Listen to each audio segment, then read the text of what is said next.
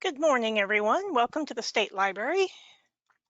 We'll be starting in just a couple of minutes. So I'll let other people start to come in. I will go ahead and mention that for those of you that you should, if you've signed in, you should see on the right-hand side of your screen, depending on what, if you're using a phone or if you're using a laptop or a larger screen, you should see a menu with several options. If you don't see it, there should be a little menu bar with an orange arrow. If you just click on that orange arrow, it'll pop out the menu, and the handouts for this class are listed there. The handouts are slides handouts and also other handouts, including a couple of very useful pieces of information that I'll cover during the session. A bunch of people that have already arrived, and so we will wait probably about maybe 2 or 3 more minutes, and then we'll get started because we got an awful lot to cover. And this is something that really should be one of those nice all-day sessions. Actually, I mean, you could take an entire course at a university in writing grants. So let's see. Yep, 2 minutes, we will start. You can take a look at all your options on the menu, download the handouts and take a look at those. Let's see. Make sure they're letting it out.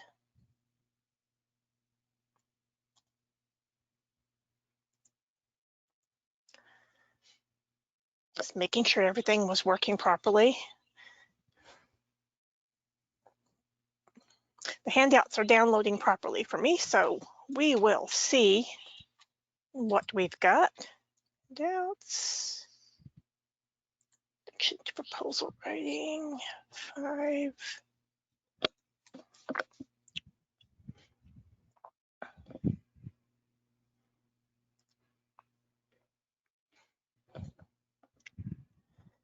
Get up here.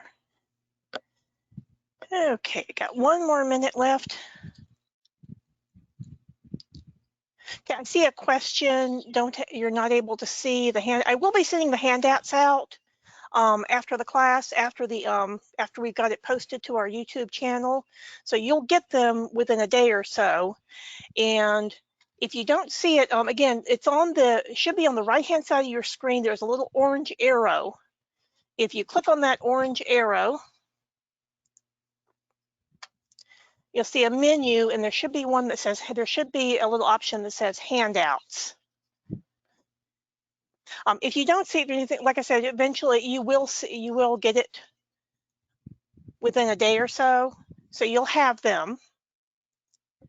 And because one thing I was hoping that you'd be able to download them immediately, because one of the things I would be talking about is one of the handouts we have. Okay, we got 2 minutes. It's time to start. Anybody comes in late, we will just hope that they will pick it up after the class. Let's see. I hope you were able to get to the handout. If not, like I said, I will be sending them out after the class. Okay, we're going to go ahead and get started. Okay, welcome everyone to the South Carolina State Library. And for those of you who don't know, the South Carolina State Library, we are a state agency, and one of our primary purposes is to serve public libraries in South Carolina. So, thinking about grants, all the federal funding, all the state funding that goes to all the different public libraries in South Carolina, it comes through us. We manage those programs. We are actually a grant-making agency. If you are a public library. If you're not a public library, sorry, you don't qualify for any. We have a lovely grants department that can help you if you are a public library. But what this class is primarily going to do is talk about other types of funding, private funders. But even if you are planning on doing a federal grant, a state grant, what we're going to cover in this class should help you with any type of grant that you're hoping to write. I am Dawn Mullen. I'm a reference librarian here at the State Library, but we also have a grants research collection. I'm in charge of that. We do training here on that. I'll be covering some other issues, some other things that we have available after the presentation and do an incredibly brief demonstration of some good resources that are available online.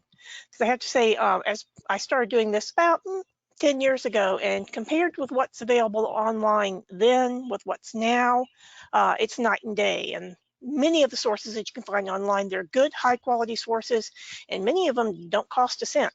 So that's a wonderful thing. So what we're going to do today is talk about proposal writing, also called grant writing, also just called writing grants.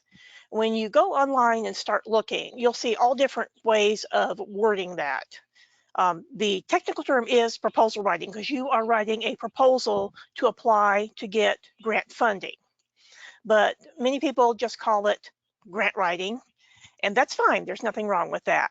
Just need to remember that when you're looking online, you may have to change your wording to get to all the resources that are available. And you'll probably, during this presentation, you'll probably hear me flip between proposal writing, grant writing, and just grants, and applying for grant and grant applications. And it's all basically the same thing. So we're going to be covering basic components of writing and submitting a project proposal. And project proposal, it's really important because for those of you that this is primarily proposals and projects for nonprofit organizations, government agencies, schools, other education entities. We really don't have any resources that will cover starting a business. Although, if you're looking to start a business, it may be helpful to view the presentation because writing a grant, whether it's for profit or for nonprofit, really covers some of the same bits of information.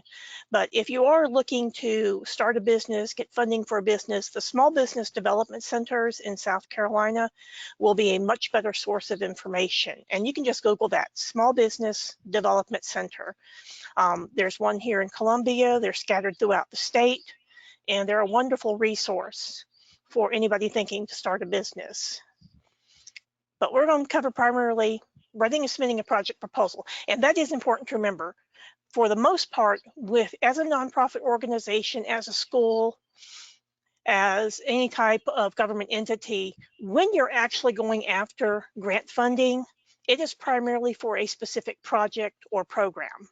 It is very rare to get a grant that is general purpose that just covers your entire organization, that covers the rent, covers the electricity. Generally, when you look for grant funding, it will be for a specific project that your organization is carrying out in the community. So process, that is something to remember. It's a process. When you actually are working on a proposal, the first thing you're doing is planning. And when you think proposal writing, when you think grant writing, the first thing you think, well, I got to sit down and write a grant. Well, no, the first thing you have to do is plan. What is it that you want the money for? What is it that you're trying to do in the community? What purpose are you trying to serve? Who are you trying to help? This is an extremely important part of the whole proposal writing process, because if you do your planning properly, it makes writing your proposal so much easier because you already have all the information together. Once you've done the planning, then the research part about who you're going to approach. Now, sometimes it does happen that you hear about a particular funder that tends to fund projects that are similar to what your organization carries out. The problem is that it's never really a good idea to plan a project specifically to appeal to a particular funder, because your organization should have a mission and a purpose, and the programs you do should meet that mission and purpose. So you should first of all do your planning, then look for a funder that's going to be someone that would be interested in funding your project. Then once you've done all that, that's when you can actually get to the writing. Writing is putting it all together, and we're going to cover that in great detail in the main part of the presentation. And basically it's putting it all together. And this is why planning is so important, because if you have not done enough planning, then when you actually get to the point of writing, you suddenly realize, well, I don't think we thought about that. We need to go back and redo that. And especially if you have a deadline coming up, that's not very good. That's why planning is always important. And then of course, the follow-up, you've actually written it, you've submitted the proposal, and then, you have to wait for the decision from the funder. Are they going to give you the money or are they not? So planning. The first thing to remember is, do you have enough time? Except in cases of disaster, national emergencies, when you think about, do I have enough time to actually plan the project and write the proposal, you need to start thinking 6 months to a year. It is November. You should be well on your planning stage to any sort of grants that you're going to need for projects for your next spring and summer.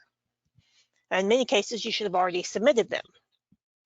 6 months to a year is generally what you need to always have in mind when you're thinking about applying for grant funding for a particular project. Always think about planning far ahead.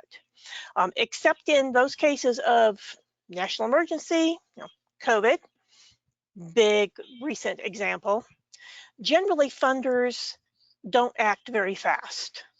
Now, when there is such an emergency or a natural disaster, Hurricane Ian that went through, and now Nicole that went through Florida, there are many of the funding agencies that are going to be acting fast, awarding grants on a very, very rapid and increased speed to organizations that help people that need help immediately.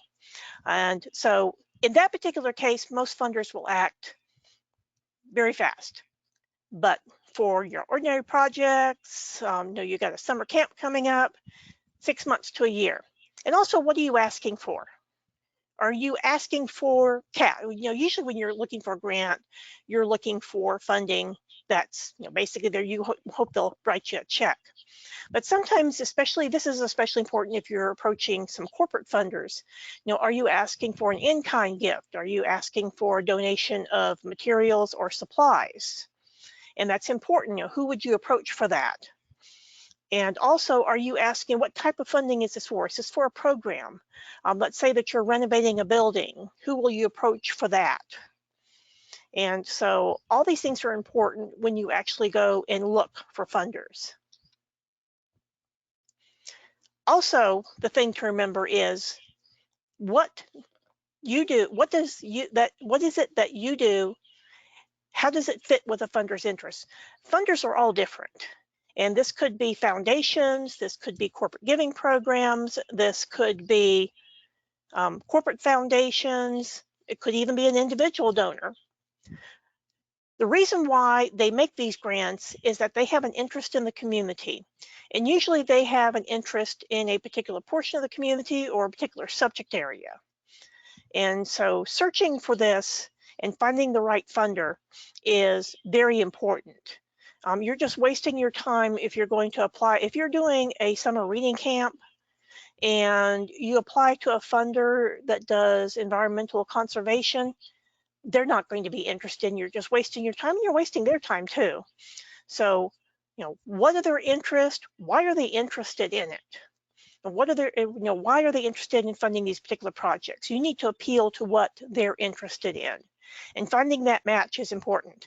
One of the main resources that we do have here at the State Library, the Foundation Directory Online, I did do a class last month in researching for funders, and if it's not already up on our YouTube page, it will be there very shortly.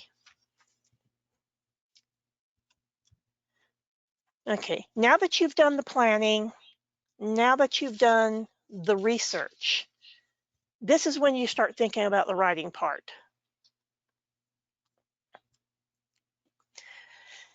You think, okay, it is 2022.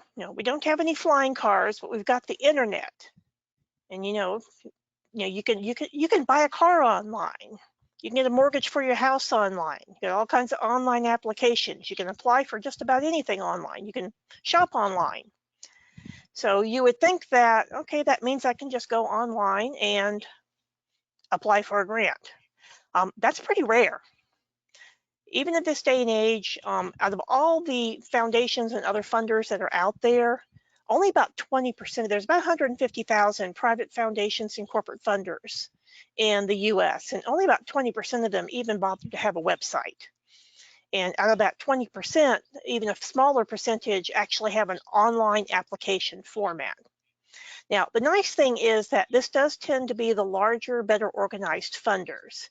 Think the big guys, Bill and Melinda Gates Foundation, the Ford Foundation, down at the more local level, things like Target, the corporate giving program they have.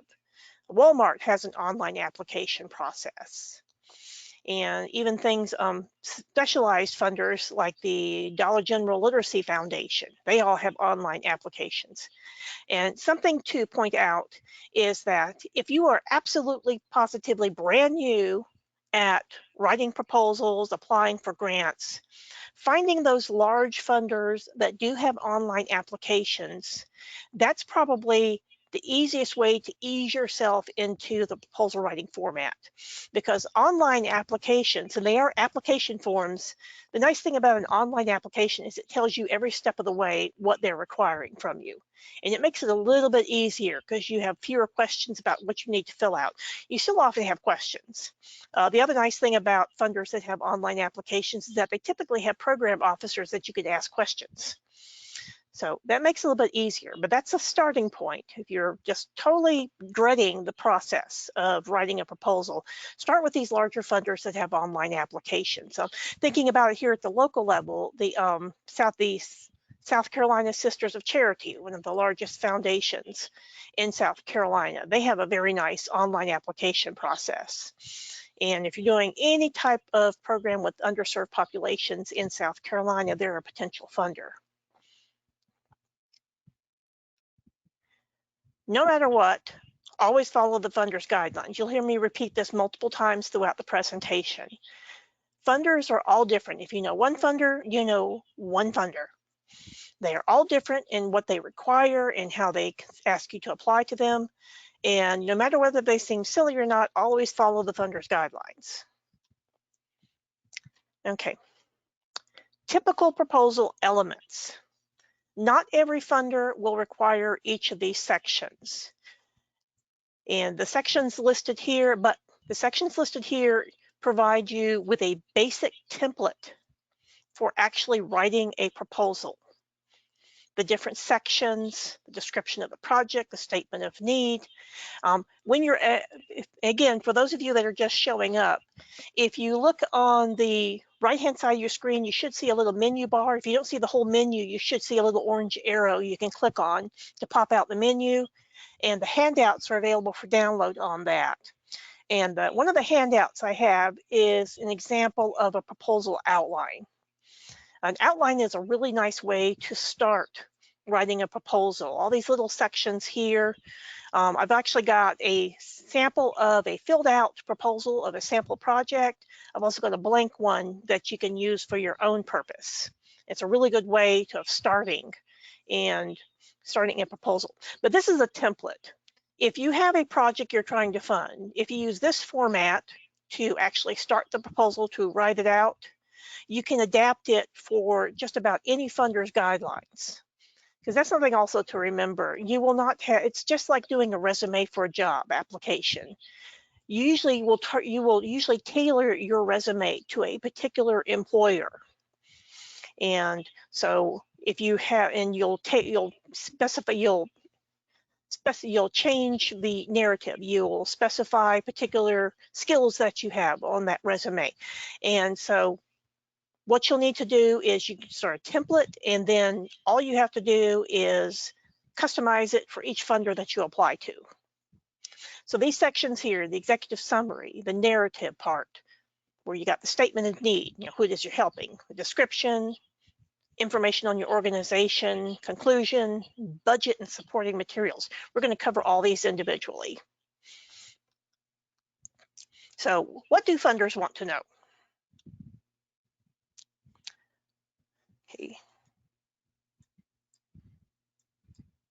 Okay. Okay, I had a question just pop in, the name of the group. That was the South Carolina Sisters of Charity Foundation.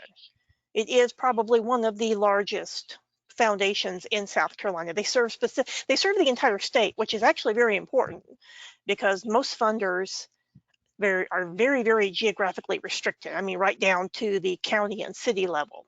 But South Carolina Sisters of Charity, if you just Google Sisters of Charity, make sure you're getting the South Carolina one because there's more than one Sisters of Charity Foundation.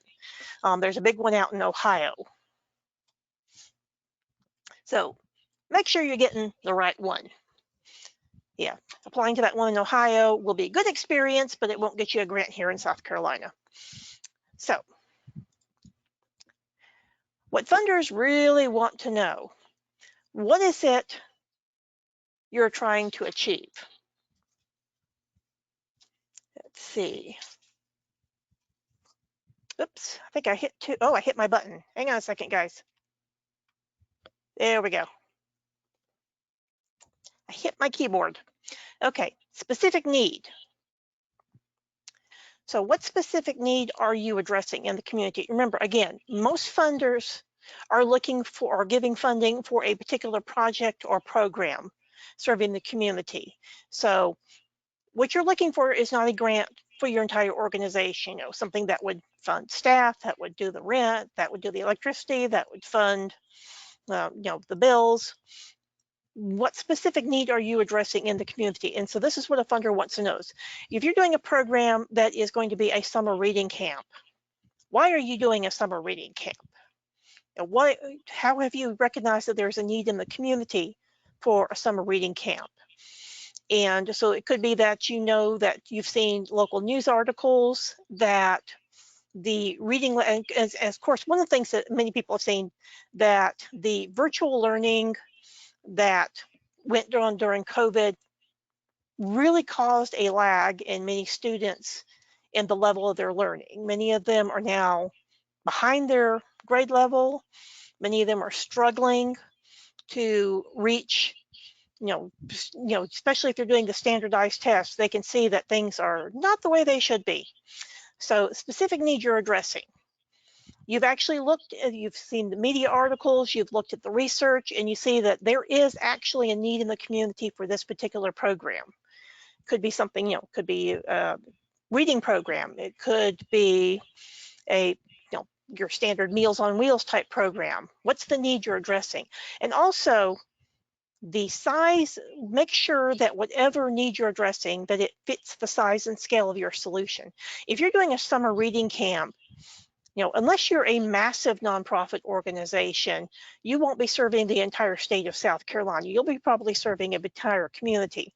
And this is something that's really important to address in your proposal, because remember, funders have seen many, many applications, proposals, grants, applications come through, and they're very familiar with a lot of nonprofit organizations, and they know what these nonprofit organizations can do. If you're only a 2 or 3 person organization, you're not going to be able to carry out a massive project covering an entire county or an entire metro area. And so what you have to do is make sure that when you're planning a project, that you'll be able to actually carry it out. The evidence to support the need. Funders will all differ with how much detail they want from you for actual proving that there is a need in the community. If you're actually jumping into the federal grants, it's almost like writing a professional paper with all kinds of citations and other lovely bits of statistics. Many funders are just looking for the basic evidence. You've looked at census data, you've looked at standardized test results from schools, and the evidence that you have to support the need needs to be outlined in the proposal. And something that I do want to point out here, and this is from personal experience, people that write proposals that, maybe they're a professional educator, maybe they have a scientific background, they tend to go overboard. in this section of the proposal, and they'll go 2 or 3 pages of statistics. And that's not what the funder's looking for. The funder's looking for just enough to prove that there is actually a need, unless the funder asks for 3 or 4 pages of statistics. In that case, go for it. But the thing is that this is actually a story that you're telling, that you're trying to convince the funder to give you the grants. Also, what audience and community are you serving? You need to specify the particular community you're serving. We're serving School District 2 in Richland County. We're serving the Eau Claire community in Columbia, South Carolina. We're serving Calhoun County in South Carolina. You need to specify the particular community you're serving. Are you serving adults? Are you serving children? All of this is things that the funders want to know.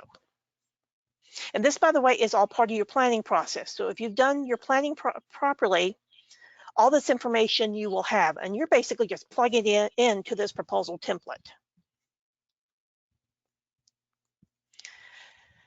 What are you trying to achieve? It's not enough that you've looked and you see that there is a need in the community.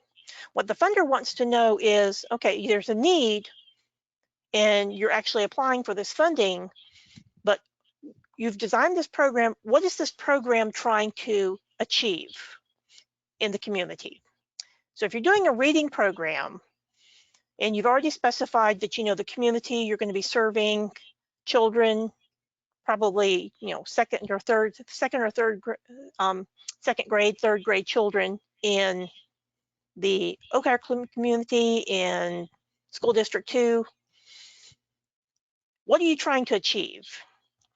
So the outcomes must be measurable.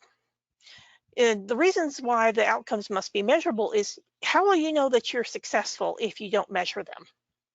So your goals and objectives. Goals are the overall broad statement of what you hope to achieve. You want to get kids reading, you want to get these kids that are in 3rd grade reading at 3rd grade level, the ones that are behind. Objectives, this is an acronym that has appeared in more and more funders' guidelines. And it's SMART. There's actually several different versions of this out there. I happen to like this one. Goals are the overall statement of what you hope to achieve. Objectives are the specifics. We're going to help 30 children over a 6-week period in the summer. They should be measurable. We're doing a reading program, reading improvement program, I should specify. We're going to do a pre-test and a post-test. How are we going to measure whether or not we're successful? And it should be achievable. If you're a fairly small organization, you're not going to be able to serve the entire school district. You need to target it down to a level that your staff and your volunteers will be able to cover. That also, achievable also falls right under realistic. You're not going to be able to take these kids, these 3rd grade kids, and get them up to a college reading level unless they are extremely gifted. So it's probably not realistic, and funders will look at that and say, I don't think that's going to happen. Time bound basically means that we're asking for a set amount of money, and this is the period of time for which that money is going to apply. In this case, in the case of the reading camp, the reading improvement camp example, this is going to be during the summer for 6 weeks. Strategies. How is it that you're going to actually create these results? You've got your goals, you got your objectives. How are you going to actually create your program, carry out your program to create your specific plan of action? This is probably the part of the proposal that is most, it's the one where I have reviewed proposals before, and usually this is the section that most people have difficulty with. And the reason why is you've done all this planning, you've got it in your head about what you're going to be doing. What you have to do though is actually specify what you're going to be doing. How are you going to be carrying out this program? Where are these kids going? You're going to be doing a summer reading program. Okay, where are the kids coming from? Are they going to be referred to you? Are you going to be doing advertising in the community? What curriculum are you going to be using? you're doing a Meals on Wheels programs, how are you going to be doing deliveries? Are you going to be actually renting vehicles? Are you going to be depending on volunteers providing their own vehicles? Nitpicky little details can make or break your proposal in terms of whether or not it would appeal to a funder. And you're like, yeah, they do read these little sections. So when you actually write this section, your specific plan of action, and again, this is your organizing plan. So if you've done the planning, all of that should be here in this section. And one good way to find out whether you've explained it well is to actually go and have somebody outside your organization read this section and figure out, can we tell what it is you're trying to do? Because sometimes it's when I read this section, it's like they're expecting, okay, well, miracle's going to occur. Well, that's not very good. So what you need to do is try to find somebody outside your organization to review this. And if they can figure it out what it is this program is supposed to accomplish, how it is you're going to be doing it, then you're doing really good. One of the parts of the program that nobody likes is evaluation. Every funder is going to require some type of program evaluation. If you're going after a very small grant, usually the amount of evaluation that the funder requires is proportional to the size of the grant. So if you're one of those people that are getting a multi-million-dollar federal grant, you're going to have a team of people doing evaluations. If it's a small local grant, it's something that your staff should be able to handle. Fortunately, many funders will specify what exactly they want evaluated and how it should be done. But you should still outline it in your proposal. This is why that SMART acronym is so important. That's why your program objectives should be all in measurable terms. And what is your key indicator of success? How do you know if you're successful? And this is not only important for you to provide information to the funder, this should be important to you as an organization.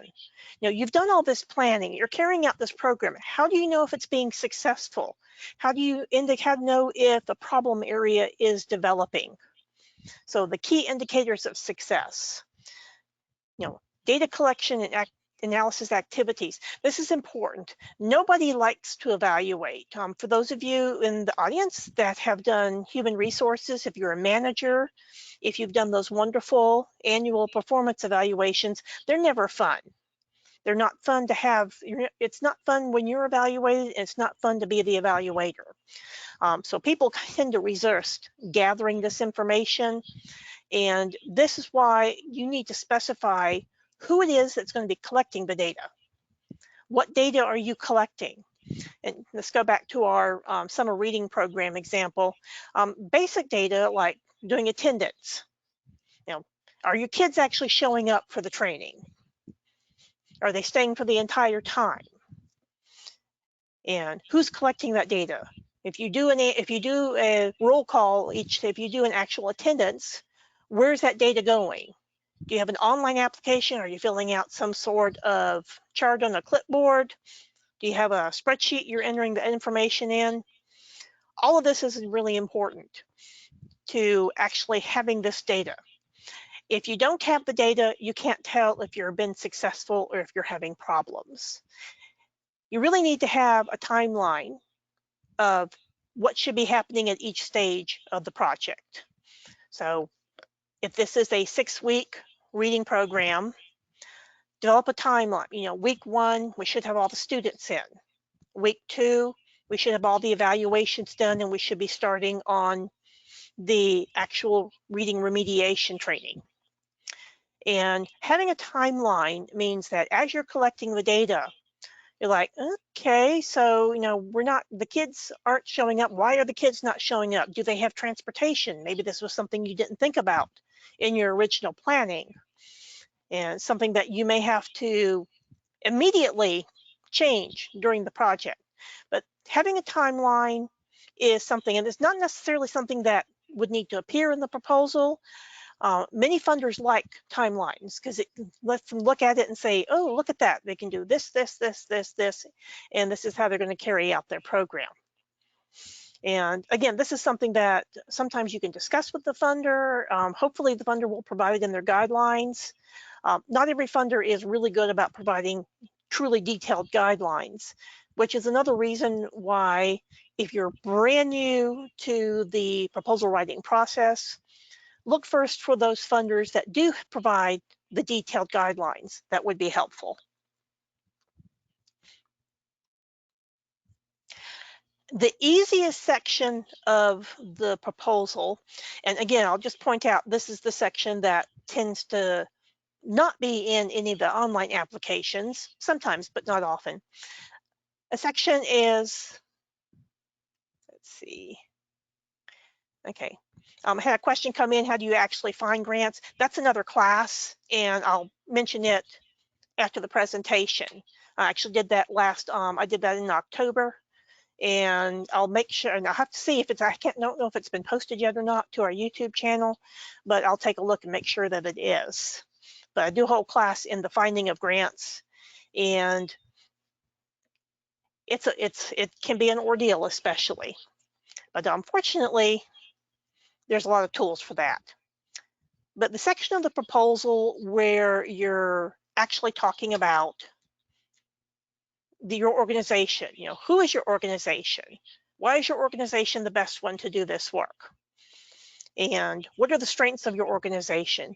This especially, and one thing I want to point out in this particular section, it's very difficult for new or nonprofit organizations to get grants. If you've never applied for a grant before, especially if you're an organization that's only a couple of years old or less than a year old, this is the section where you have to specify what your strengths are. For many nonprofit organizations, the funder or the founder or the staff members have experience with other organizations, and they're bringing that experience to this organization. And this is where you can actually profile that strength. It's also where you can profile if you have any partnerships in the community. Funders like partners. They like seeing that you have support in the community. And this is where you'll mention this in this section. Also, just basic history of the organization. If you have, your organization should have a website, whether or not a foundation or a funder has a website. You as a nonprofit organization, you should have a website, especially if you're trying to do fundraising. Because one thing to remember is you can't live on grants. You'll have to do regular fundraising as well. So this should be the section. If you have a website, you should have an about section on the website, and a lot of the information that will go here should be in that about section.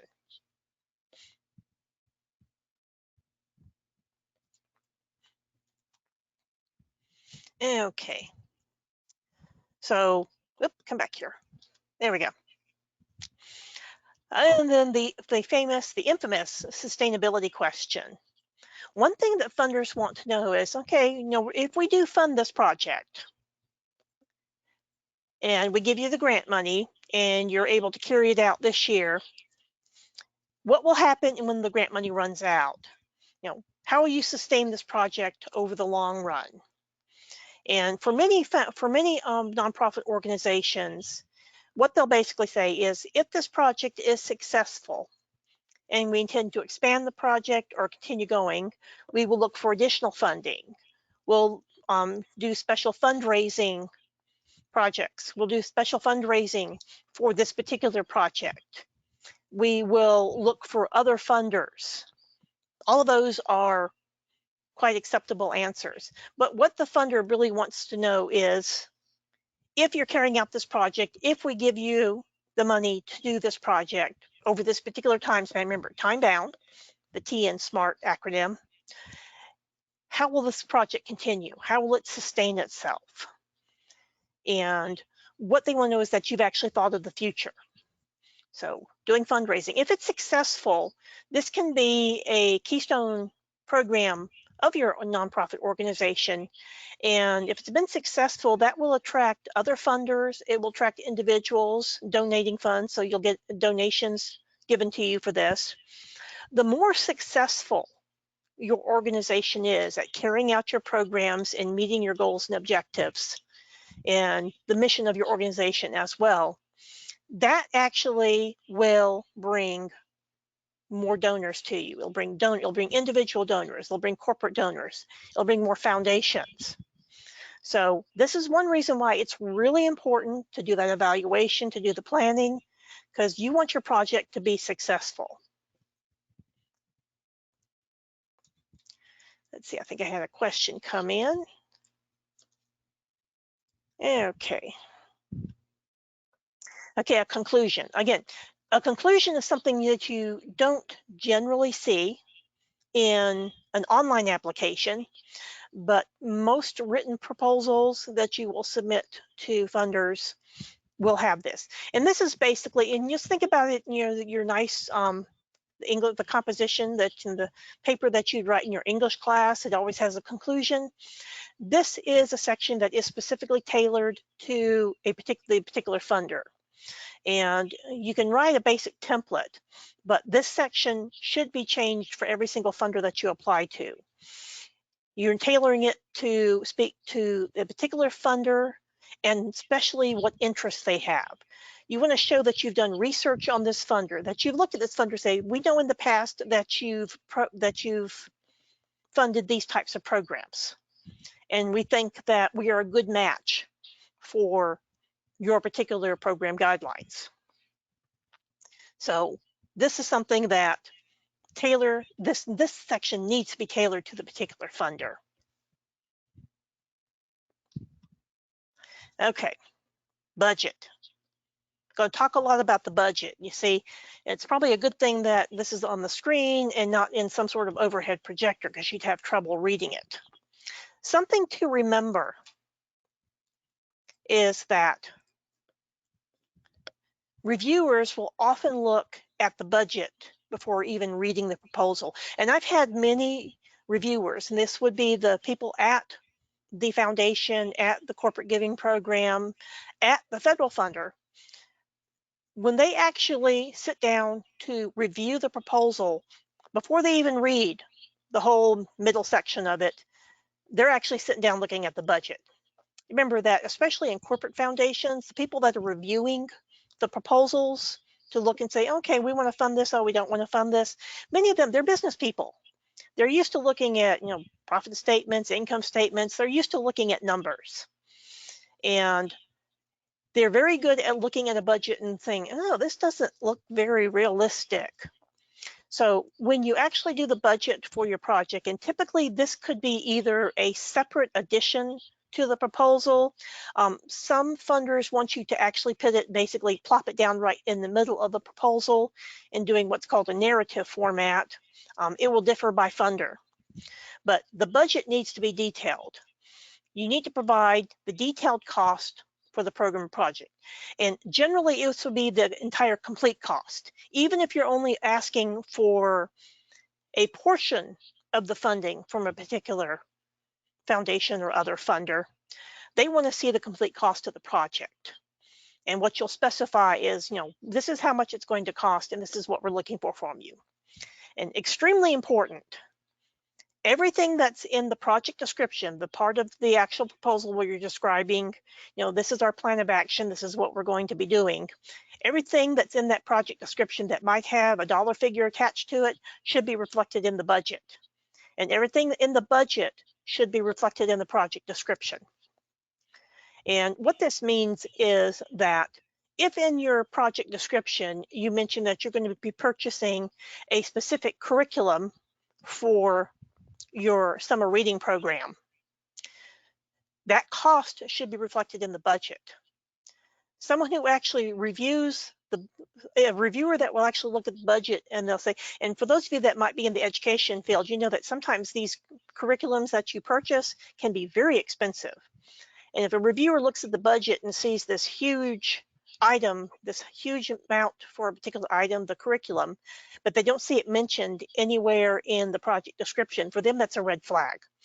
So this is something that you should review carefully, is making sure that everything that's in your project description that has any sort of dollar figure attached to it should be mentioned in the budget and vice versa. always follow the funder's guidelines. If they have specific guidelines that differ than this for how they want the budget presented, you will follow that. But by creating your budget for your the template for your particular, the template proposal for your particular project, you can actually adjust it for whatever guidelines a funder may have. Having more detail in your template is more important than having less. You want to have everything you might possibly need, because what would happen sometimes is once you've actually submitted your guideline, you submitted your proposal, and perhaps you didn't include everything because the funder didn't ask for it. If they get interested in the project and they call you, they might ask for some additional information that was not included because they didn't ask for it.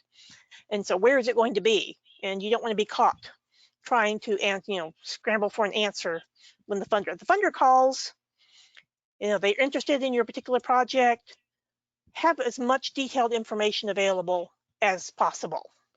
You want to make yourself look good. Executive summary. Again, something you don't normally see with an online application. This is something that's incredibly common with larger grant amounts. The more money you're asking for, generally, the more detailed the executive summary will be. Executive summary is basically what it sounds like, a summary of the entire proposal. You're taking a 5 or 10 page proposal and reducing it down to a page or less. For those of you that have written professional articles, this is basically the same thing as an abstract. You looked at some of the peer-reviewed articles in a professional journal, and they start with basically a paragraph describing everything that's in the article. That's basically what this is. And it's quite all right to actually cut and paste from the proposal itself. You don't write this executive summary until after you finish the proposal, because this is basically a summary of everything that's mentioned in the proposal. And it's important for those funders that do require it, because in addition to many of these reviewers jumping in and looking at the budget first, many of them will actually just read the executive summary and decide, okay, this looks interesting, we'll read the entire proposal. So need to make it look good and cover basically everything that's in the summary. All those different parts we mentioned, the statement of need, the narrative, the project description, the description of your organization, all that should be basically compressed and put into the executive summary. Again, the size, basically it's proportional to the size of your proposal.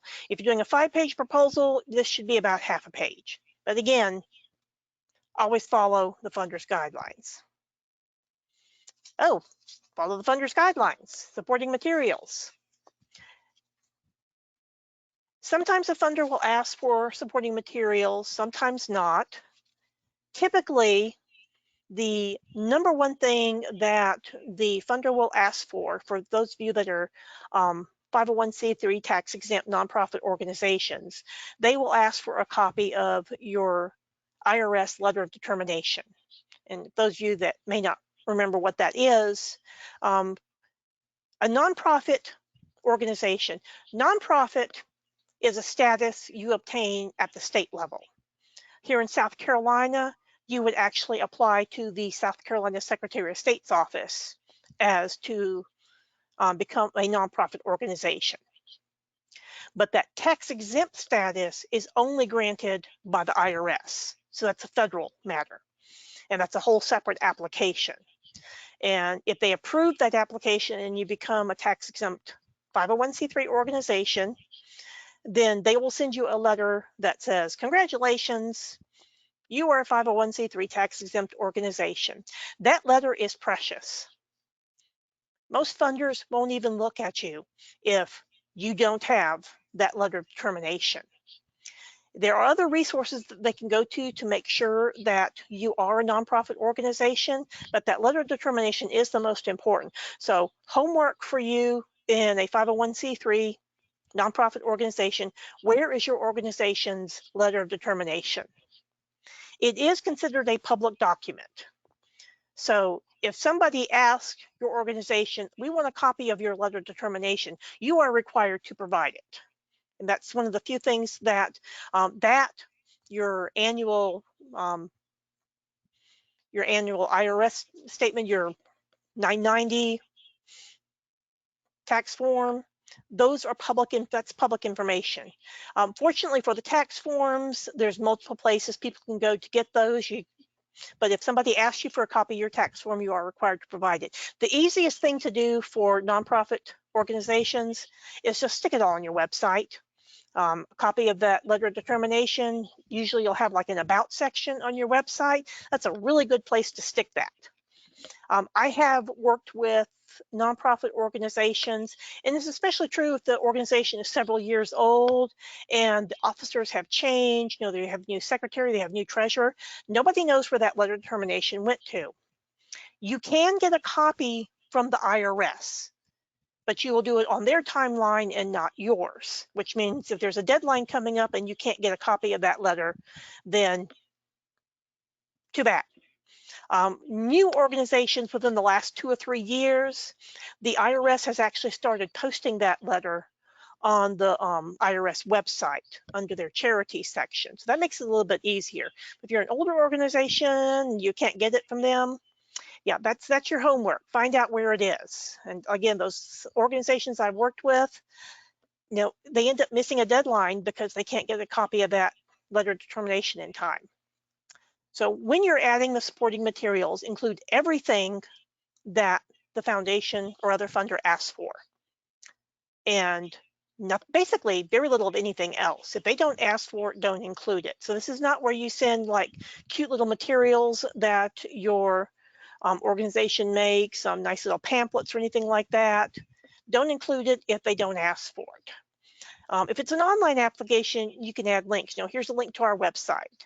Here's a link to some of our publications. This is a link to a video of the last project that we worked on.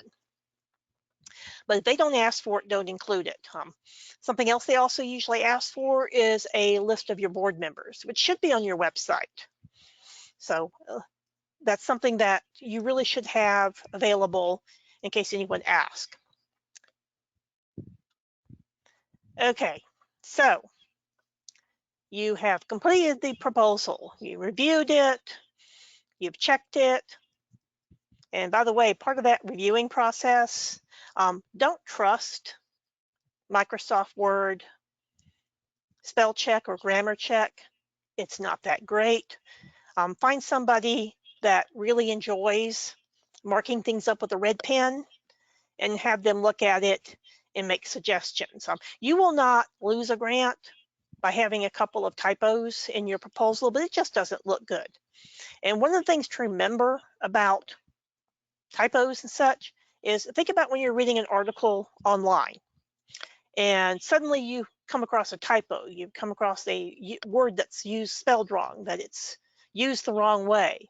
And it just kind of throws you out of the article, it throws you out of the story, and you start thinking, how stupid can they be when they could have just used spell check? You don't want to do that in your proposal. You want the reviewer to totally get into the story of what it is you're trying to do. So again, find somebody with a red pen that likes to use it. So what happens after you've actually written it out and you've submitted it to the funder? You'll either get a no or you'll get a yes. Well, let's be optimistic.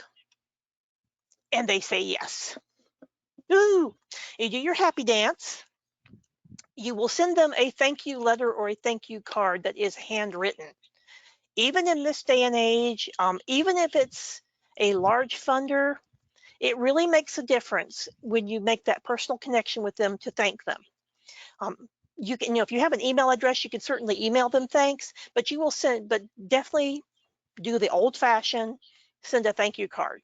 That same thing that your mother told you when you got your graduation gifts, sit down and write them a thank you card. So that's something that it really does help their relationship. So part of the follow-up is, okay, once you've gotten the grant, now they don't just send you a check. Typically there's forms to sign. You're basically making an agreement between you and the funder that you're receiving this money in order to carry out this program that was outlined in the proposal. And always keep the funder informed. Something happens, some change happens. One of the best examples in the last 20 years was right after Katrina hit New Orleans and the Gulf Coast. Everybody remembers a couple of days after Katrina hit, all of a sudden, gas prices shot through the roof, if you could find gas. And for a lot of nonprofits that dealt with any sort of transportation issues, transporting, Meals on Wheels, even things like school districts with their buses, suddenly they needed extra money to get gas for their vehicles. And that was one of those cases where a lot of funders, you talk to your funder and sometimes they could actually give you more money or they could adjust the scope of your program. So always keep the funder informed, whether it's good or bad. If it's good, inform them. If it's bad, inform them. And be responsive. If the funder asks you a question, respond as soon as possible. Is there a change? Is there something that's going on in the community? So basically do what you said you were going to do. And this is something that's extremely important if you expect to get any more funding. If you actually design a program, you should carry it out and hopefully the program will be successful, or you'll have a really good reason why it didn't. Some things are totally out of your control. But the more successful you are at carrying out your programs, the more favorably you'll be looked at by funders and donors, individual donors. It gives your organization credibility. The more credibility your organization has, the more likely you are to attract more funders. And think about large organizations. One of the best examples, Habitat for Humanity. Habitat for Humanity gets grants right and left. They get a lot of donors. And the reason why they do it is not because they have a great fundraising program, which they do. It's because they're very successful at what they do. And the more successful an organization is, the more funders that they will attract. If you're a struggling organization, if you've had a number of failed projects, you are going to have trouble getting funding. Same thing, now think about this as a business. If your business is failing, it's going to be very tough to get additional funding from a bank. Are they going to lend you stuff or not? You're going to get angel investors or not? So basically, if you're successful, you will get more funding. Now, unfortunately, grants are extremely competitive, and that's an understatement.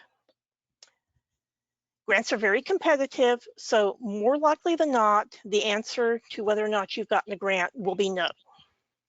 The first thing to remember is don't get upset. It's not personal. Try to find out why. It's not always possible to find out why from a foundation or other funder as to why you didn't get the grant. Very large government funders, a lot of especially the federal agencies, they will give you details about why you didn't get a grant. Many times they'll give you feedback on your proposal and things that you can change and update in the next time you might apply for it. But the typical reason why you don't get the grant is just because they had lots and lots of applications, they had lots of proposals submitted, and they just couldn't fund them all. They had lots of great proposals submitted, great programs proposed, but they just couldn't fund them all. In that particular case, you ask about future funding. Can we apply during the next grant cycle? The answer is usually yes. If they do give you any feedback, any problems that they may have seen in the proposal, for heaven's sake, listen to them and make those changes in the proposal when you submit it again. Now, every now and then it happens that a foundation that you thought was a great match has changed its focus. This is especially true in family foundations where new members of the family are coming in and they might decide to change the focus on what the foundation will be funding. And if you find out that that's the case, just basically say thank you very much and move on, go find another prospect. And just view it as a learning experience. So don't beat a dead horse. If they're not funding that type of program anymore, go find somebody else. Grant management. Now this goes along with whether or not you actually got the proposal. Let's say that you got the grant. And there are entire courses in learning how to manage the grant. The grant management basically is meeting the objectives of your particular proposal, and also meeting the requirements of the funder.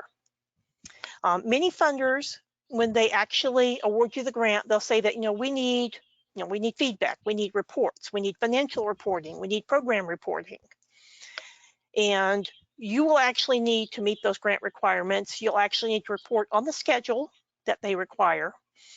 Do they want reports? I have seen some funders that wanted reports every week. That typically is with very large grants. More typically, it would be something like a monthly or quarterly report. And if it's a very small grant, typically they just say, send us a letter after your program's over and see how it is. It will all differ depending on how much the funding is and the particular funder. So always follow the funder's guidelines. And this is also important. You want to maintain your credibility with the funder. And so that financial reporting, that program reporting is very important.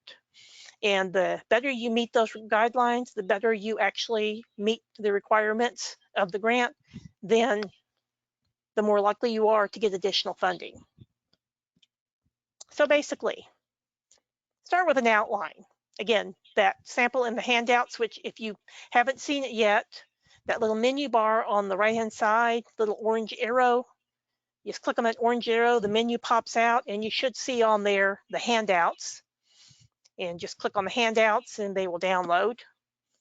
And if not, within a day or two, I will be sending those handouts out to everybody. You get an automatic response with the immediate link to the recording. But once it actually gets posted to our YouTube channel, I will send out the more detailed information. But starting with an outline, we've got one in the handouts, is really not, when you actually start writing proposals, you will eventually develop your own style. Sometimes you like starting with the outline. Sometimes you'll just jump right in and start writing the program part first. Everybody will develop their own style of writing a proposal. Always keep the language clear and concise. And probably didn't mention this enough during the presentation, but you don't know who's going to be reading your proposal. So especially if, let's say you're doing a proposal for a school, keep the education lingo out. All these things, curriculum and specialized language, dealing with testing. Most of the time, the people that are reviewing the proposal are not going to be subject specialists. They're just going to be business people. If you happen to know that the people reviewing your proposal will be specialists in that particular field, then you can add it in, but you do have to know in advance. And sometimes you're able to find that out from the funder. Always focus on the funder's interest. Why does the funder want to give? Funders that have this money, and again, I covered that in more detail in the class we have on finding funders, but usually they have a specific interest in a particular community that they're serving, and you want to actually focus on that in your proposal. And always follow the funder's guidelines and revise and edit, revise and edit. The little person that with the red pen that just loves to mark things up is your good friend when you're actually doing this. And also somebody outside your organization to review the proposal and say, yeah, I understand what it is you're trying to do. That's really important. That's the basics. I mean, you can just take this information and immediately start trying to write a proposal. There are a lot of courses that you can take. I mean, you can take free ones like this. There's a lot of freebie stuff online on writing proposals. And the thing to remember is that the best way to learn to do it is to do it. Professional grant writers that I've spoken with, sometimes they would take some formal training, but they all say the same thing, is they got good at it by actually writing proposals and getting feedback from funders, getting feedback from other people in the organizations, and that's how they got better at what they did. So all you do is start writing them, and over time it does get easier. Okay.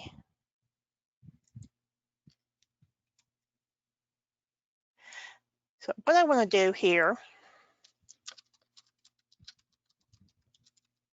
oops, wrong one.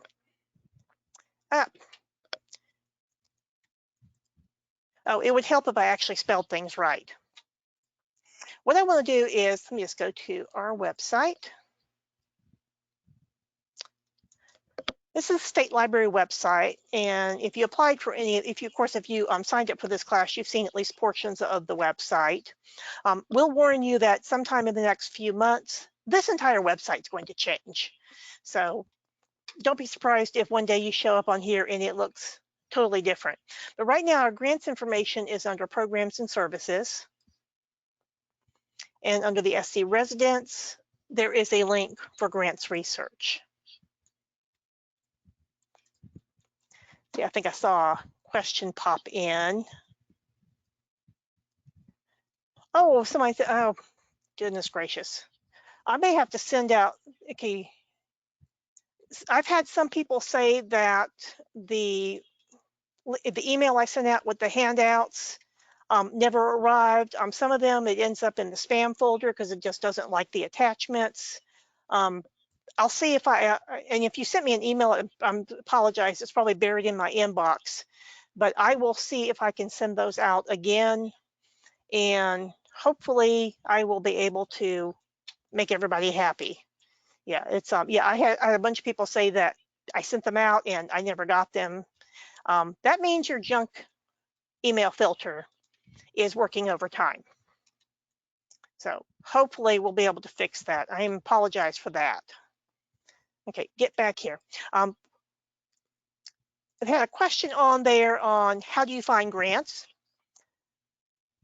One thing that we can do here is either come to the state library to use our grants research, or for those people that are elsewhere in the state or just don't want to deal with parking downtown. We are right in the midst of USC. So while USC is in session, parking is extraordinarily difficult anywhere around the library. And the students are better at finding parking than you do. So I can tell you that right now. We do not have any visitor parking here at the state library, unfortunately.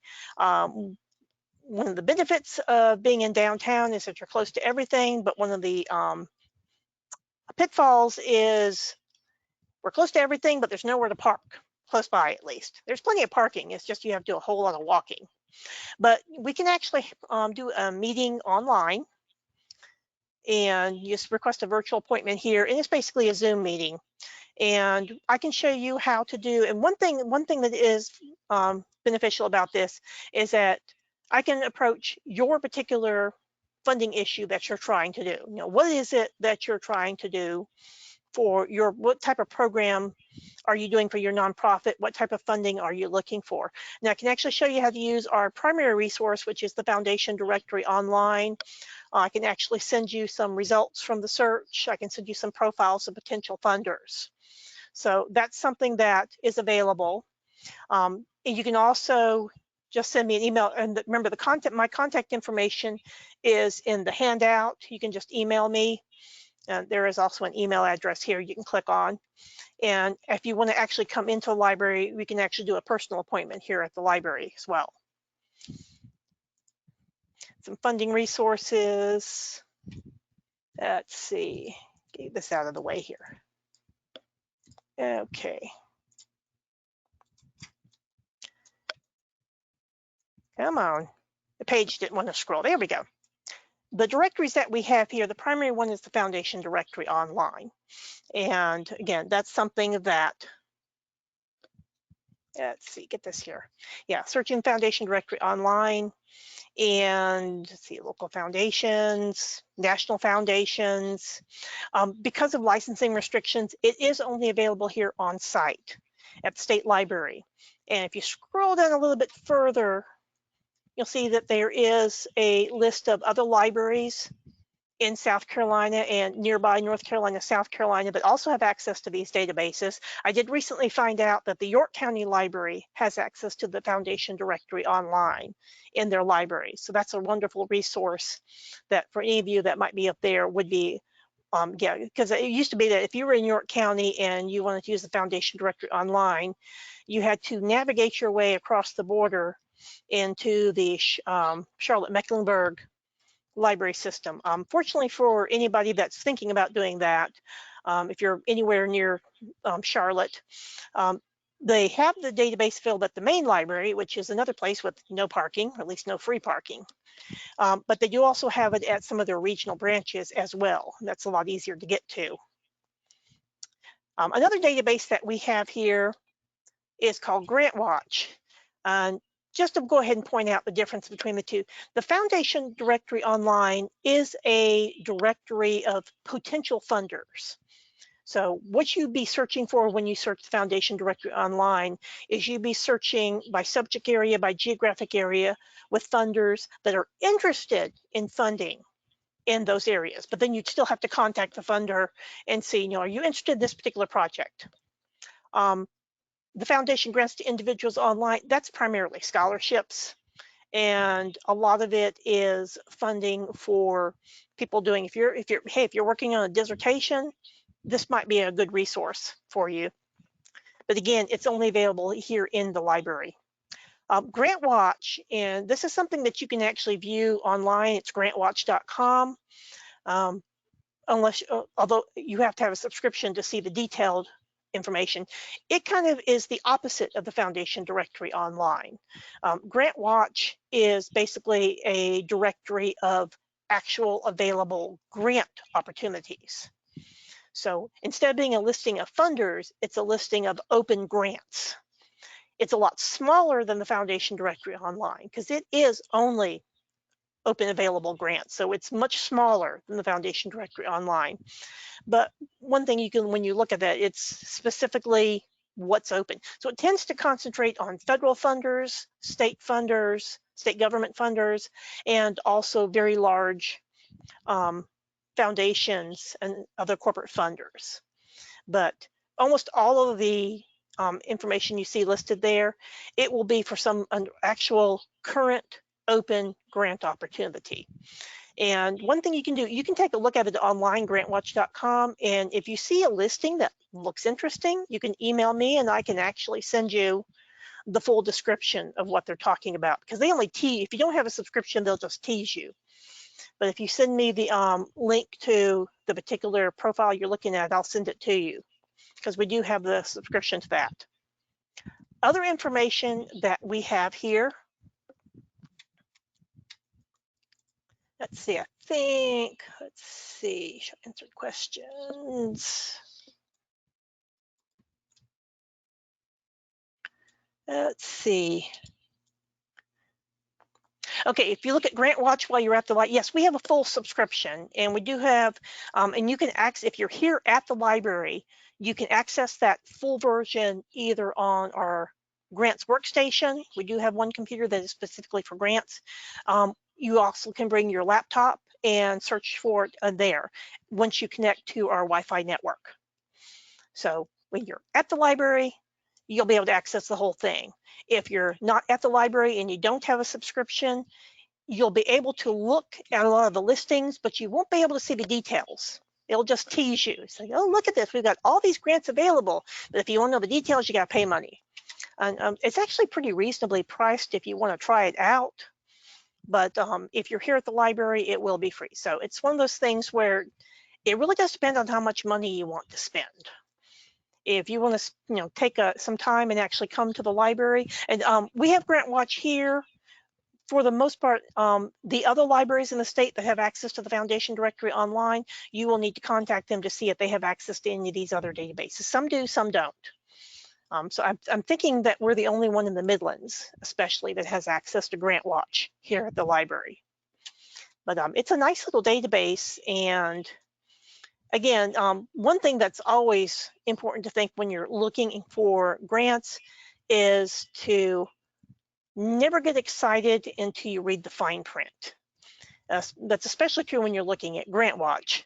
And you do the search by subject heading, you do the search by geographic area where they give it, and you're like, oh, this sounds great. And then you read down in the details and you realize that it's got one little thing that excludes your organization. So never get excited until you've actually read the entire description of any potential grant or any particular funder. You found a website for a funder online, Ford the big guys, Ford Foundation, Sisters of Charity. be sure to actually go in and read the details of their guidelines, because in many cases, those guidelines are absolutely specific. And what you'll find out is, oh, this sounds great. And then, oh, well, we don't qualify for that.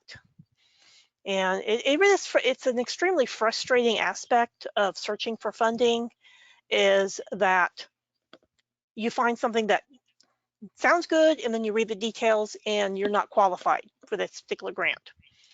And this is one reason why I like to remind people is that, got a tab here, you can't live on grants. Grants are great for your organization for specific programs or projects, especially if you're trying to do if you're trying to get a particular piece of equipment, if you're trying to get specific piece of software or other resource for your organization. But for overall operating funds for your organization, you really need to have a fundraising plan available. Fortunately, I got a lot of information here. I got a tab just for fundraising. And I mentioned that there's a lot of stuff online now that's available that wasn't online before, that is pretty much free. So the National Council on Nonprofits, they have a whole section on how to do a fundraising plan. There's a lot of things on social media. TechSoup is specifically on using social media for raising funds. And a lot of people think, oh, what about crowdfunding? Oh, let's see, well, there's crowdfunding. And crowdfunding for nonprofits, all things that you need to think about. And don't forget, we're a library. The South Carolina State Library actually has books. Now, if you're here in Columbia, it makes it really convenient. You can actually come to the library and get some of these books. But most of the books that we have on fundraising, on proposal writing, most of those are ebooks. And the nice thing about ebooks is that they return themselves. And I got links here to a couple of the basic, fundraising for dummies, details on fundraising. That's just a few of them. There's more of these where they came from. If you do not have a state library card, anybody that lives in South Carolina and is 18 or older can apply for a state library card. You just apply online and we will mail the card to you. Ignore whatever it says in the application about coming to the library. We will mail the card to you. You don't need to come to the library. And once you have that state library card, you can use all these ebooks we have, fundraising. You can use them on proposal writing. Let me get back to our home page here. But fundraising is something that, in addition to looking for grants, you're going to need to do fundraising as well. I've actually got a little bit of information here on the main tab. Our grant resources here, the books and ebooks, fundraising, nonprofit management. There's in our catalog, fundraising, nonprofit organizations, and proposal writing for grants. If you are looking in a library catalog for books on grant writing, the thing to remember is that this is the specific subject heading you'll need to look under. It's the Library of Congress subject heading, and that's important. Let's see, I have another question come in. Let's see. Dun, dun, dun, come on here. Let's see. Here we go, let me pop that out. How much is GrantWatch? That depends on the level. It's, let's see, I think we pay nearly $1,000 a year, but that's because we have a library subscription, which includes multiple users. I think it can be as cheap as just a few $100s if you have just a single user subscription. And I do believe that you can actually subscribe for just a couple of months at a time instead of an annual subscription. Yeah, whenever we do things at the library level, because they assume many people are going to be using it, we always end up paying more. So it's not really a good example of how much you would be paying for it. And let's just see, GrantWatch. We just actually go to GrantWatch.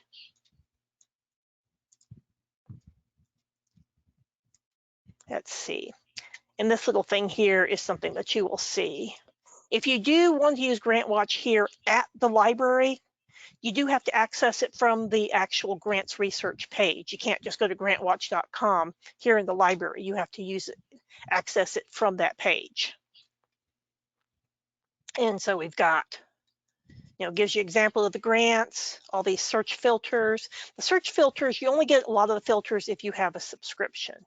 Let's see, grants by type, search for grants, nonprofits. Where is the actual? If you just go to grantwatch.com and take a look, there it is, pricing and plans. Look at that, you can actually subscribe by the week. So pretty cheap actually for a complete week. The thing is that if you actually do choose to subscribe to this, if you do like a weekly or monthly subscription, make sure that you actually set time aside to do the searching in the database. Because there's nothing like applying to sign up for a database and then find out that you don't have time to actually access it.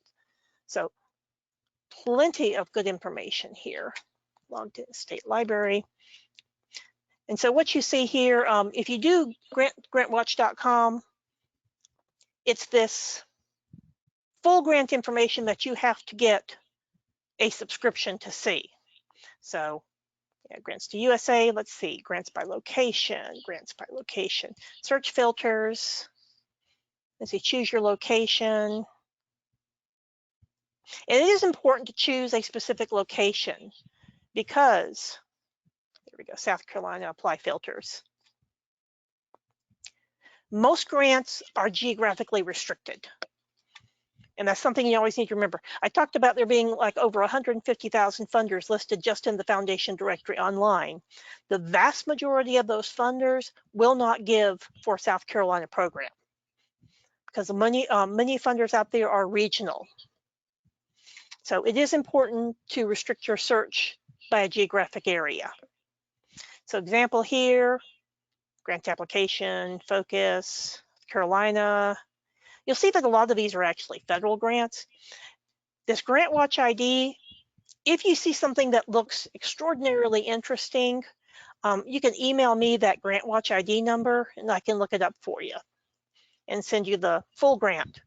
And let's see, this one, tribal governments. Let's see, we look something that's interesting. Graduates, let's see, grants and cooperative interest. Trying to see something that looks interesting. Let's see, USA Tri. You'll see that there's an awful lot of these federal grants are specifying to territories, to tribes. They have to specify everybody that it applies to, which is why you keep saying that.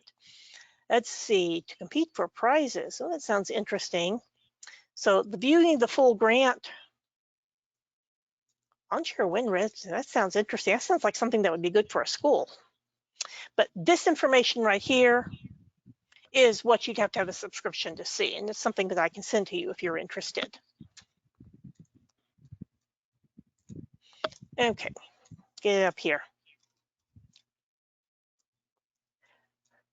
Other information that we have here, some other general grant resources. And I do want to show this one specifically. Candid Learning. And if you've used this before, it used to be called GrantSpace. It's now called Candid Learning, but it's all the same material. One thing that I want to show everybody, Candid Learning. Now, in order to actually use the site to the fullest to see everything, you do have to sign in for a free account. It is worth it to create a free account to use this, because one of the best resources on this website is right here, sample documents. What these are, I'm not going to bother trying to bring them up because we're running out of time, but these are actual letter proposals, actual proposals from real organizations that actually got funded. So one of the biggest questions I get asked is, do you have samples of actual proposals? And those are hard to find online. Those are very hard to find online. But right here, they have actual proposals, again, real organizations. And one of the nice things, let's see, let's pick this one, Project Open Hand Atlanta to the Community Foundation of Greater Atlanta. bring it up here. You do have to log in to actually view the sample document. Again, it's a free account, easy to do. And so what you see here, this was a grant. This was a meal. This is basically a version of Meals on Wheels. And this is one of the nice things for most of these proposals, sample proposals, and other letters that they have here. In addition to the actual document, they have a statement from the funder with what they liked about the proposal. And the nice thing when you actually read this is sometimes they say, you know, something about this, you know, they could have been a little bit better with their proposal, but we gave them the grant anyway. It makes you realize you don't have to be perfect when you're actually writing a proposal. If you actually find the right funder, it's a program that really, really meets their interest. You know, even if you have a slightly less than perfect proposal, they might still end up giving you the grant. And this is a really, really nice resource to use on this. Just about out of time. You know, I could go on and on and on and on with this, but that's all for now. And yes, for those that asked about the handouts, again, I have the feeling that it probably got eaten by a spam filter. I'll see if I can send those out again. And if you did send me an email about it, I will dig through my inbox and see if you're in there somewhere. I have unfortunately, a massively oversized inbox, and I'm still trying to flail at it and answer questions. So I apologize for that if I did not. But this is a really good resource. The links I have under here. And again, sometime in the next few months, everything you see here will look different. All the data will still be there. But you know, you can see we've had a few problems with links, but this is all going to be fixed in the next couple of months. But hopefully this will give you a little bit of guidance for writing a proposal, hopefully make you feel a little bit better. Writing a proposal is not the massive undertaking that you might think it is. Now, if you're applying for a multi-million-dollar grant, it probably will be. I recommend that as you're an organization, if you're going to be trying to go for one of those large multi-million-dollar federal grants, you probably need to hire a professional grant writer. Because when you're going after federal money, there's a lot of details involved. But for most of the private funders out there, the foundations, the community foundations, you really don't, you just need basic information, and most important, follow their guidelines. Nothing will kick you out of the running for a grant faster than not following the guidelines. And that can be simple as, you know, we want a 5-page proposal and you send a 6-page proposal in, chunk. Again, grants are extremely competitive. And so the closer you can follow those guidelines, the better the information you can provide to the funder, the more likely you are to be awarded the grant. And to give you an idea about, you know, what your chances are, it really does depend on the field. There's more grants available for human resources, for human resources, for education, especially education. If you're in those fields, then generally, even though the grants may be more competitive, there's more grant funding available. I had one school district grant officer tell me that in her particular school district, the teachers that actually applied for grants, the schools that applied for grants, usually they got it 1 out of every 4 times. So that's pretty good. That's pretty good. If you're in one of the areas where there's not quite as much grant funding available, your chances probably will be less. Usually, if you apply to the correct funder, you have a program that interests them, and you followed all the guidelines, you totally increase your chances of getting that grant. So you just have to keep trying, listening to the feedback, and improving your proposals. And don't forget, fundraising is also very important because you can't live on grants. Any other questions? Again, you'll get an initial email. You'll get an initial email automatic email with a link to the recording. And then once I've gotten the recording posted onto our YouTube channel, which is a much easier link, I will send out that and plus the handouts.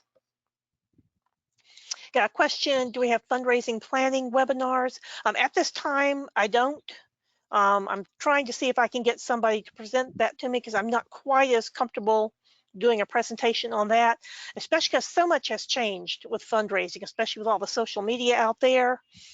And because for the most part, right now, most individual donors still write checks. That would be, for the most part, the baby boomers. Baby boomers still write checks. But the new generations coming up, the Gen X, the millennials, Generation Y, all the other different generations coming up, they want to be able to click on a button and give you a donation that way. And so that's why social media is becoming a lot more important. And let's see, so the fundraising plan, but just to show you, let's see, on the main tab, let's see, where are we? Here we are, the home tab.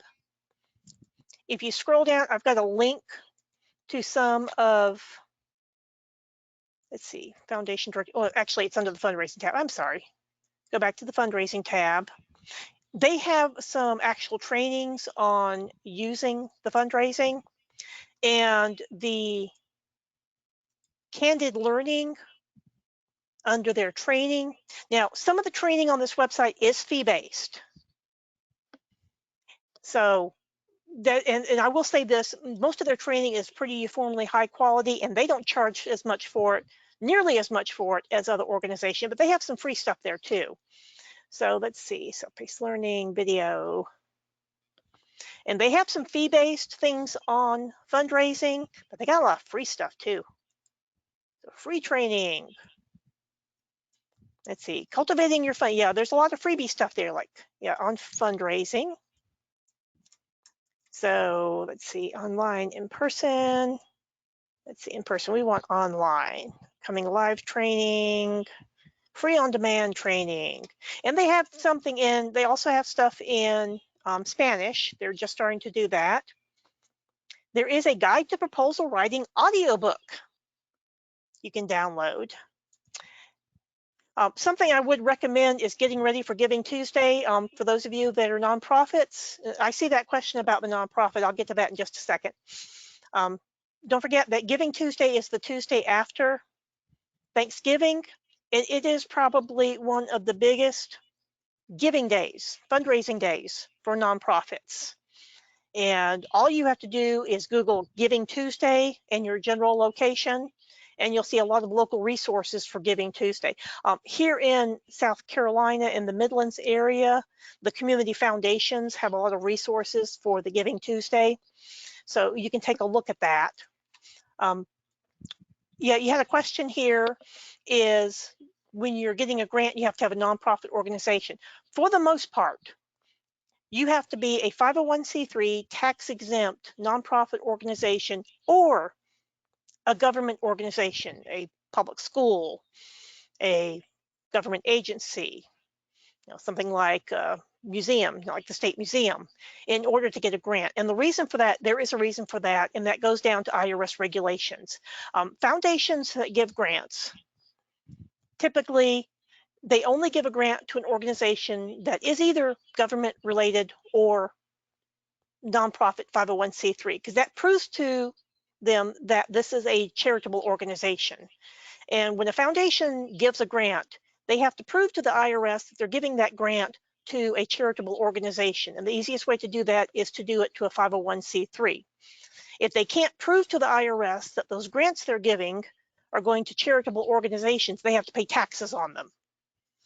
So they don't want to jump, instead of jumping through hoops to prove organizations are charitable, they just depend on that 501c3 designation. And something I covered in a little bit more detail in the basic Finding Funders class. But yeah, if you're a nonprofit organization, you really need that 501c3 or have a partnership with an organization that has that 501c3. And actually, if you go to on the Candid Learning under resources, if you go under knowledge base, under starting a nonprofit organization. And there's also some other information about getting what's called a fiscal sponsor. Let's see if I can get that here, fiscal sponsor. Yeah, it is past the end of our presentation. So, this information, we will send out a link to the recordings. I'll send out a link to the handouts. I'll dig up those little handouts and send those to you, and hopefully the spam filters won't eat them this time. And if not, I may have to find a different email to send. If it keeps eating it, I may have to find a different email to send it to you with. But that's the basics of learning how to write a proposal. And time for lunch now. Let's see. We'll do the fiscal sponsor. You're trying to do too much at one time. If you actually search this,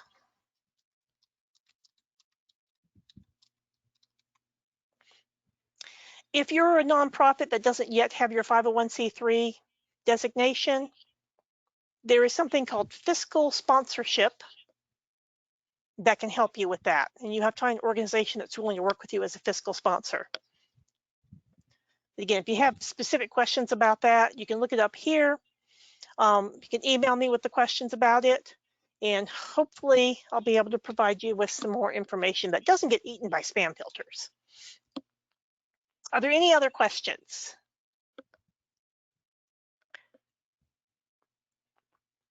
I'd say it's lunchtime. Let's go eat some lunch. Enjoy the weather wherever you are, whether it's good or bad. And hopefully